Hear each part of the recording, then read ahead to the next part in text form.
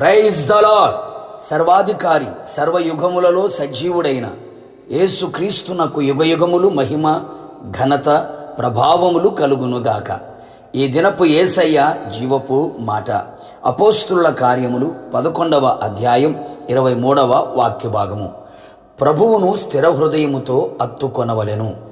యేసయ్య మీదని ఆనుకొని ఆధారపడి ఆత్మీయాత్రలో ఆనందముతో ఆరాధిస్తూ ఆయన ఆగమమునకు సిద్ధపడుచున్న పరలోక పౌరులారా, జీవము గల దేవుని సైన్యములో చేరిన వారలారా, మనమందరము స్థిర హృదయముతో యేసయ్యను హత్తుకొని ఉండవలెనని వాక్యము హెచ్చరించుచున్నది.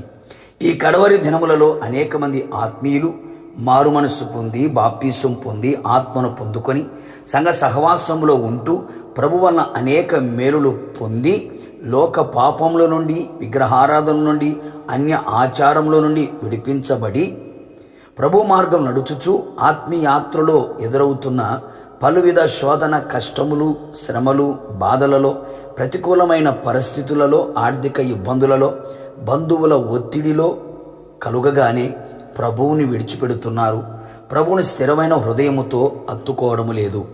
మరికొందరు హత్తుకొని ఉన్నట్లుగా నటిస్తున్నారు, కానీ వారి హృదయం దేవునికి దూరముగానే ఉన్నది. మరికొందరు ఆత్మీయులు ఎన్ని పోరాటములు వచ్చినను, మరణకరమైన పరిస్థితులు నిలిచినను వారి హృదయము వెనుకకు మరలనియ్యక వారి అడుగులను ప్రభువునందు స్థిరపరచుకొని స్థిర హృదయముతో హత్తుకొని దైవ దీవెనలకు పాత్రులైరి. మన హృదయములో ఆయనను ప్రభువుగా ప్రతిష్ఠించుకొనేదము. మన హృదయము ఇటు అటు తిరగనీయక దేవుని కృపతోనూ, వాక్యముతోనూ, ఆత్మతోనూ నింపుకొని స్థిరపరచుకొనేదము. ఎంతోమంది పరిశుద్ధుల జీవితాలు మనకు మాదిరిగా నిలిచి ఉన్నాయి. మనము కూడా ఆ విధముగా జీవించుటకు ప్రయత్నించదము. స్థిర హృదయముతో ప్రభువుని హత్తుకొని సజీవులుగా ఆయన సముఖములో నిలిచి ఆయనను సన్నుతించెదము. ఆయనకు లోబడి, ఆయనకే భయపడి, ఆయన ఆజ్ఞను అనుసరించి, ఆయన మాట విని, ఆయనను సేవించి, ఆయన స్థిర హృదయముతో హత్తుకొనేదము. జీవమును కోరుకొనేదము.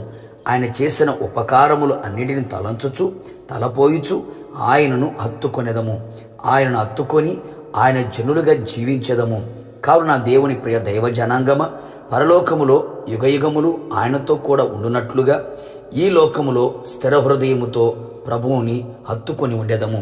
ఎలాంటి సమస్యలు, శోధనలు, విరోధమైన కార్యములు మన జీవితములో ఎదురైనప్పటికీ మన హృదయం జడిచిపోనీయక, వెనుకకు మరలనీయక స్థిరమైన హృదయముతో